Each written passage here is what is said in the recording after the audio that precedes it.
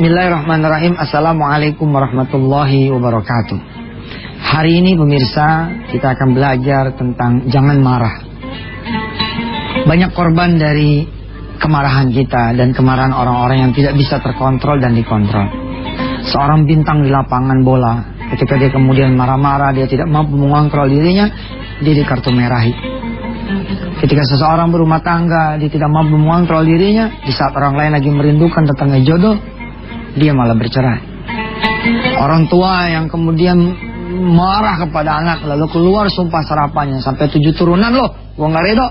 Lalu kemudian 7 turunan ke bawahnya miskin, baru turunan ke-8-nya jadi orang kaya, maka dia nyesel. Nah, ini persoalan marah ini adalah persoalan keseharian yang rupanya ada banyak tuntunan dari Rasulullah SAW. Seperti apa tuntunan dari Rasulullah? Sehingga kemudian mudah-mudahan setelah pelajaran hari ini kita mampu mengontrol diri kita. Kita akan sama-sama bahas setelah kita mendengar Syekh Muhammad mengaji.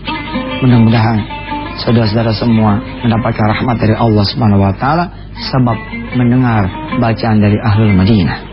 A'udzu billahi minasyaitonir rajim.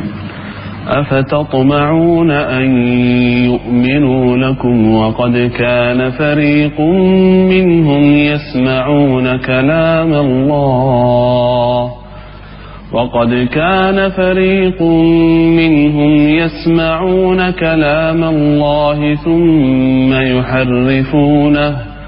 ثم يحرفونه من بعد ما عقلوه وهم يعلمون وإذا لقوا الذين آمنوا قالوا آمنا وإذا خلا بعضهم إلى بعض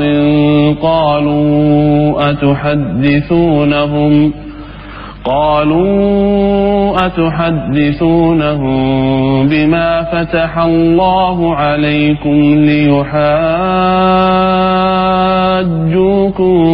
به عند ربكم أفلا تعقلون أولا يعلمون أن الله يعلم ما يسرون وما يعلنون Sadaqallahul azim.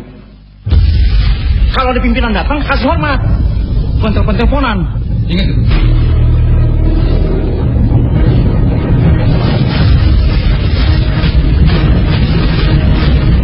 Maaf. Semua karyawan di sini ngomongnya maaf. Maaf. Tapi kerjanya bukan betul.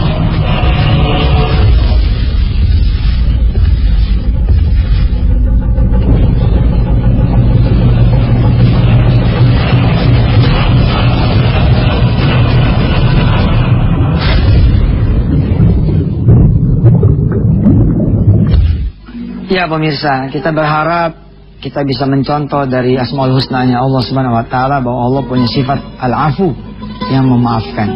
Ya. Allahumma innaka afuwun karim tuhibbul afwa fa'fu anna. Dan kiranya sifat pemaaf ini pun dimiliki oleh Rasulullah sallallahu alaihi wasallam. Saya mengingat satu kisah. Ketika kecil saya dikisahkan tentang beberapa saat setelah wafatnya Rasulullah. Kita lihat yuk. Ketika saya kecil, saya dikisahkan kisah tentang Abu Bakar yang mendatangi Aisyah.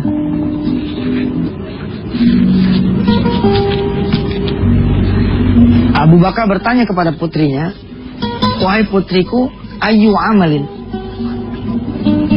Amal apa sih yang dilakukan oleh Rasulullah? Ya, ayu amalin amilahu Rasul walam a'maluh. Walam a'milhu." Ya, apa yang udah Rasulullah lakukan tapi saya belum pernah melakukannya? Walam a'malhu. Lalu Aisyah menjawab, "Wahai ayahku, engkau adalah sosok sempurna contoh ya dari Rasulullah sallallahu alaihi wasallam." Lalu Abu Bakar meminta Aisyah terus berpikir, barangkali ada yang memang belum Abu Bakar lakukan. Lalu ditunjukkanlah oleh Aisyah, barangkali ada yang belum memang kau lakukan wahai ayahku. Yakni ada seorang Yahudi tua yang dia senantiasa mencaci Rasulullah ya, yasubbuhu wa yastamihu wa yastimu, ya. Disebut ini yasubbuhu wa yastamih.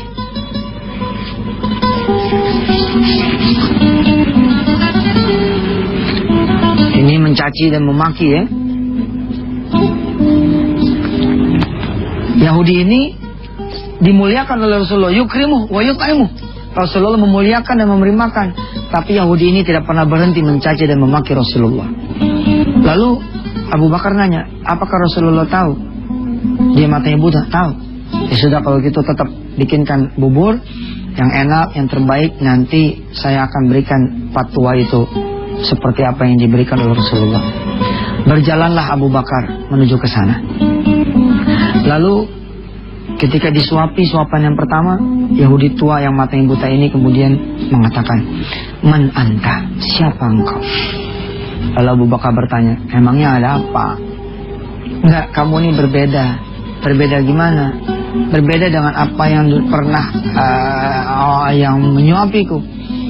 Disuapi lagi suapan yang kedua, nanya lagi man anta. Di suapan yang ketiga, lalu Yahudi tua yang matanya buta dikisahkan oleh orang tua saya pada waktu saya kecil dan remaja. Abu Bakar ditolak suapan yang ketiga. Kemudian Abu Bakar mengatakan, wahai Pak Tua, Rasulullah lah yang selama ini menyuapi kamu, dan Rasulullah pula yang kemudian dicaci dan dimaki. Dan saat ini Rasulullah sudah wafat.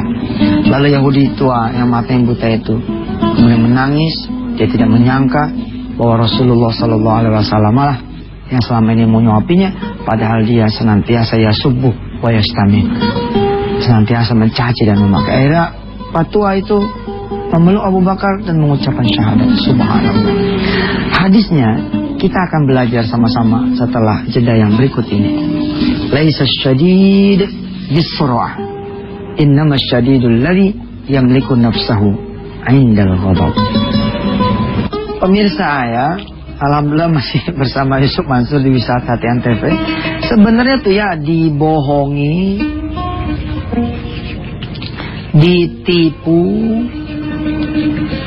diledek, dicaci, dimaki.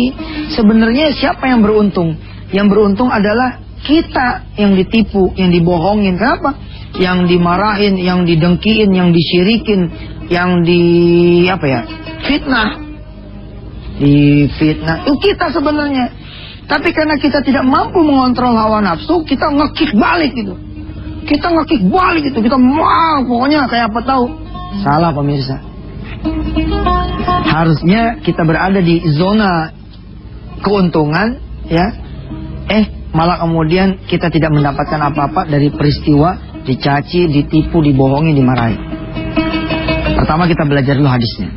Ini Rasulullah bilang, laisa syadid bisur'ati, innama syadidul ladzi yamliku nafsahu 'indal ghadab.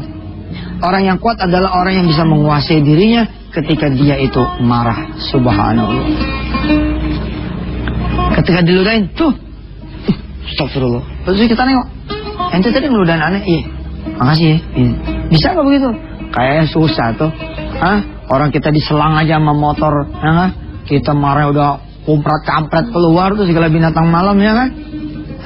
Saya pernah membaca satu tulisan cakep banget. Ada orang itu ya secara nggak sengaja nyilep motor, lalu motor ini goyang, motor ini ngejar, lalu memaki-maki si pengendara mobil. Gantian si pengendara mobil ngejar si pengemudi motor.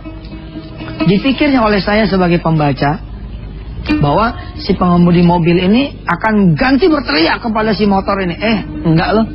Begitu udah menepi, si yang pengemudi motor udah siap-siap pengen setara dengan yang punya motor. Ya Rob, yang punya mobil turun malah mengulurkan tangannya. Maaf ya, tadi saya nggak sengaja nyelang kamu. Maaf ya, tadi saya nggak sengaja membuat kamu jadi marah. Maaf ya, saya sudah membuat kamu jadi dosa. Subhanallah. Ketika Anda ditipu, dibohongin, berapa sih yang ditipu sama orang? Ente ditipu 100 juta. Aduh, kalau ente ikhlas, ente punya duit jadi 200 juta. Saya pernah menulis tuh di buku saya, cara hebat buat ngelipatin ganda kita punya rezeki, ya selain tentu saja dengan bersedekah, adalah dengan mengikhlaskan apa yang menjadi dengan mengikhlaskan apa yang ditipu oleh kita punya teman, sahabat, keluarga. Tinggal ikhlasin diri doang. Kalau ente mau naik, gimana caranya? Ketika difitnah sama orang, terima. Apa adanya, lapang dada, kita terima. Dia jelek lagi, kita terima. Karena dengan cara itu kita bisa diangkat derajat oleh Allah Subhanahu wa Ta'ala. Kalau perlu pemirsa, pagi ini saudara tulis ya di satu papan, lalu kemudian tancepin papan itu di depan rumah saudara. Jenggreng, bersedia ditipu, bersedia dibohongi, bersedia difitnah. Kalau emang mau nyari yang difitnah, kesini aja. Kalau emang mau nipu, kesini aja. Kenapa? Karena untung. Ustadz itu kan teori, makanya kita belajar teorinya. Ntar kalau kita ketemu prakteknya, kita jadi mantap. Saya banyak nih pengalaman ini nih. Saya punya persoalan dulu, Masya Allah, ya Rob. Yang kaitannya dengan uang ya. Kan banyak nih pemirsa ya. Banyak orang-orang yang ketiban pulung gitu kan. Dia nggak melakukan, tapi dia kena fitnah dan dia harus bayar juga, misalkan kayak gitu. Saya pernah berposisi sebagai yang begitu tuh. Lalu hadiah dari Allah Subhanahu wa Ta'ala, saya jadi ustadz. Beneran. Ini rahasia ya, yang bilang-bilang. Yang bilang di TV. Terus saya punya masalah. Tapi masalahnya bukan masalah saya banget sih. Maksudnya ada, ini saya kalau udah nginin peci berarti serius nih masalahnya.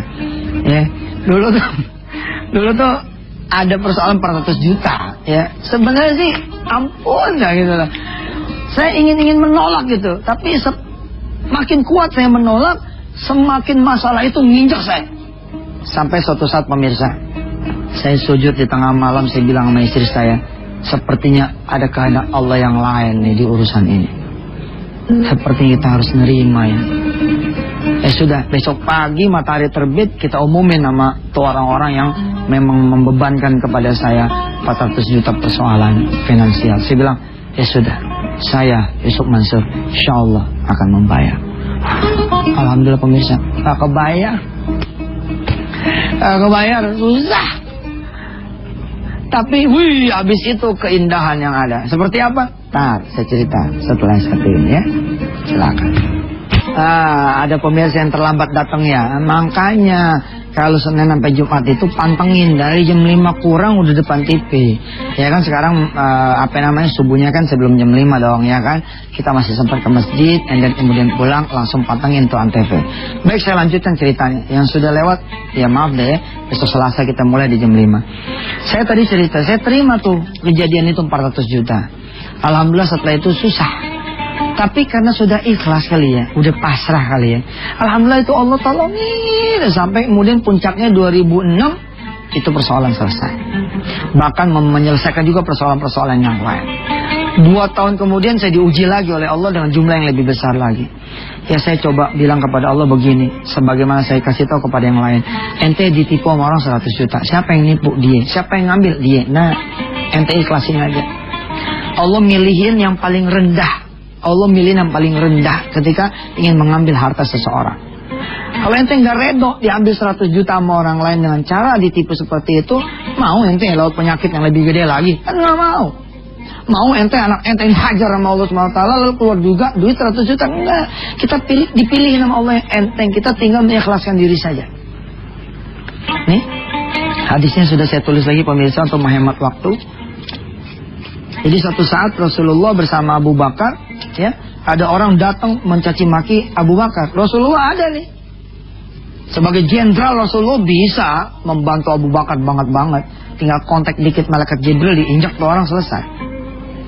Ketika dicaci maki Abu Bakar, Rasulullah diam. Kemudian Abu Bakar membalas. Ya ruddu. Abu Bakar membalas ucapan orang itu. Kemudian Rasulullah pergi. Nah ditanya sama Abu Bakar, limadza dhahabta ya Rasulullah? Limadza dhahabta ya Rasulullah? Kenapa engkau pergi ya Rasulullah? Lalu Rasulullah cerita, indama yastimuka ar-rajulu kana hunaka malakun. Nah keren kan? Yudafi'u anka. Wa indama dafa'ta an nafsika fadhahabal malaku fadhahabtu ana.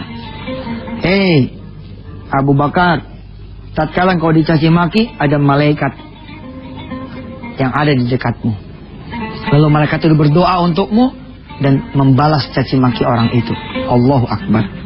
Tapi karena engkau membalas, fadhahabal malaku, pergi jugalah si malaikat itu, fadhahabtu ana, maka aku pun pergi. Wow. Asik kan? Asik kan? Subhanallah, keren. Ini ilmu tai chi, terima. Ya kan? Tai chi bukan tai chi. Terima kan pukulan orang. Lemparnya lagi tuh, waduh, indah banget deh. Ya, coba kalau ngeliat tai chi Cina-Cina tua atau kalau di Monas ya kan, terima gini. Ya, ini ilmu Betawi ini mah ya. Pokoknya begitu dah, nggak bisa nyontohin saya. Ente kalau ditipu, kalau dihina, diledekin, udah belajar. Laisa syadidu bisur'ati, bukan pegulat yang kuat itu. Innama syadidul ladzi yamliku nafsahu indal ghadab. Mudah-mudahan setelah episode ini saudara menjadi yang paling sabar ya. Ketika saudara diinjak sama teman, lalu teman yang naik ke atas, diinjak lagi sama teman naik lagi ke atas, ente makin rendah gitu. Don't worry, gak usah khawatir. Insya Allah malah Allah akan pakaikan perusahaan baru untuk anda semua dan anda menjadi ownernya di situ langsung. Dan gak usah khawatir, sama Allah mah gak usah khawatir. Kita nih ya, kadang-kadang begini ya, kita kan punya kuping ya, dan kita kan juga senantiasa berdoa kepada Allah, jadikan kami orang-orang yang sabar, orang yang kuat, orang yang tabah. Lalu diuji kita dengan serangkaian peristiwa, harusnya kita jadikan peristiwa-peristiwa itu betul-betul menjadi ujian. Ternyata kita tidak siap. Kita barangkali juga salah satu yang kita tidak siapkan diri kita adalah tidak percaya bahwa semua kejadian itu Allah yang mengatur. Sebagai penutup, kita punya ta'lim pada pagi hari ini. Saya akan membacakan satu ayat di surah Ali Imran ayat 134. A'udzu billahi minasyaitonir rajim. Alladzina yunfiquna fis sarra'i wad-dharra'i wal kaazimina al-ghaidha wal 'afina 'anil nas wallahu yuhibbul muhsinin. Orang-orang yang disebut bertakwa adalah ketika dia mampu menahan dia punya marah. Pemirsa yang dirahmati Allah, di dunia pesantren senantiasa diajarkan para santri untuk bersabar. Ketika dia tidak dapat makanan, dia bersabar. Dan bahkan yang lebih hebat lagi, ketika dia dapat makanan, kalau dia bisa melihat yang lain yang tidak makan, lalu dia beli makanan yang dia dapat kepada yang tidak makan. Subhanallah. Ketika kita kemudian dibikin kesal, kita kembalikan itu kepada Allah Subhanahu wa taala. Mari pemirsa, kita berdoa kepada Allah agar Allah menjadikan hati kita lapang dada. Allah jadikan kita punya marah tidak gampang muncul, emosi kita bisa teratur. Bismillahirrahmanirrahim. Ya Rabb, Engkau dan Rasulmu mencontohkan bahwa Engkau begitu pemurah akan ampunan dan maafmu. Betapa kami yang menyakitimu ya Rabb, menyakiti Rasul, membawa dosa kepadamu. Tapi Engkau masih menurunkan karunia dan nikmat-Mu untuk kami. Engkau bahkan mengatakan kepada siapa yang berdosa, kamu datang.